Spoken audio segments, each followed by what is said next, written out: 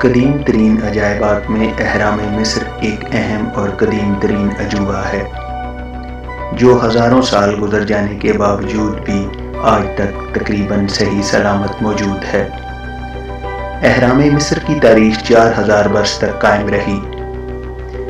یہ اہرام سن 2560 قبل مسیح کے دوران چوتھے فرعونی خاندان نے 20 سال کی مدت میں بنوائے۔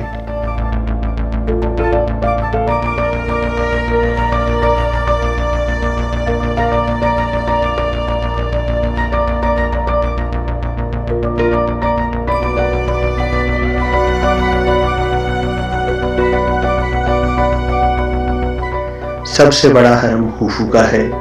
اس کی اونچائی 483 فٹ ہے اور یہ حرم 13 ایکڑ رقبے پر مشتمل ہے۔ دوسرا حرم خافرے کا ہے اور تیسرا حرم مینکور کا ہے۔ خوفو، خافرے اور مینکور ایک ہی خاندان کے لوگ ہیں۔ یہ رشتہ بالترتیب باپ، بیٹے اور پوتے کا ہے۔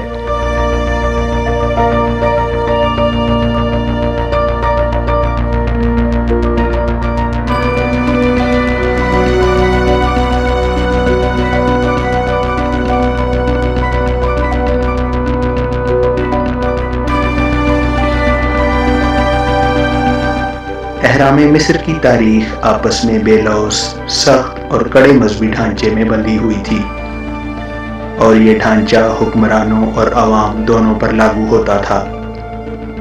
مذہبی پیشوا نہ صرف روحانی زندگی کے کرتا دھرتا تھے بلکہ دنیاوی زندگی میں بھی ان کو برابر عمل دخل حاصل تھا۔ وہ حکومتی مشیر بھی تھے اور سائنسدان بھی تھے۔ وہ ایک لحاظ سے سول سروس کے رکن تھے جس کا مقصد ایک قائم شدہ معاشرے کو محفوظ بنانا تھا اور اس معاشرے کو جاری و ساری رکھنے کا بندوبست بھی سر انجام دینا تھا۔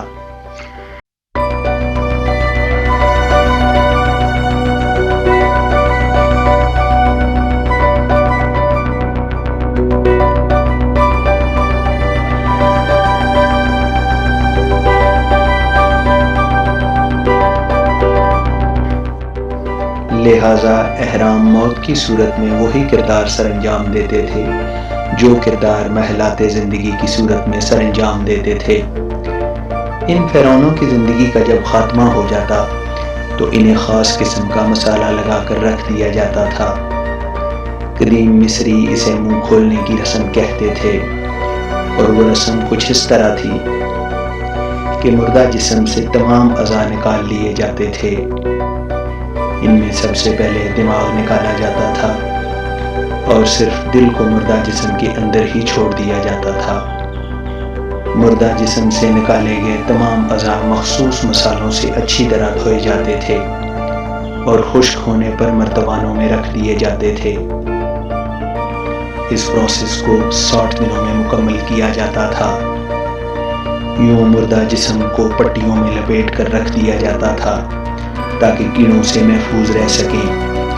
اس سب کام کی ذمہ داری انوبس دیوتا کی ہوتی تھی جو ماسک لگا کر یہ کام سر انجام دیتا تھا۔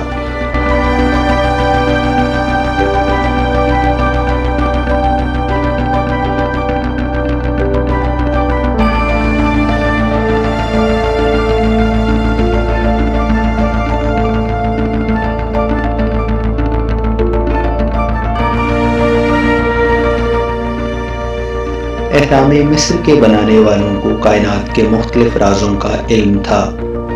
انہیں علم ریاضی، علوم جغرافیہ، جیومیٹری اور فلکیات پر پورا عبور حاصل تھا۔ اس طرح یہ بات واضح ہو جاتی ہے کہ یہ اہرام سرزمین مصر کے مرکز میں واقع ہیں اور خود زمین کے محل وقوع میں کسی طرح کا کوئی فرق نہیں ہوا۔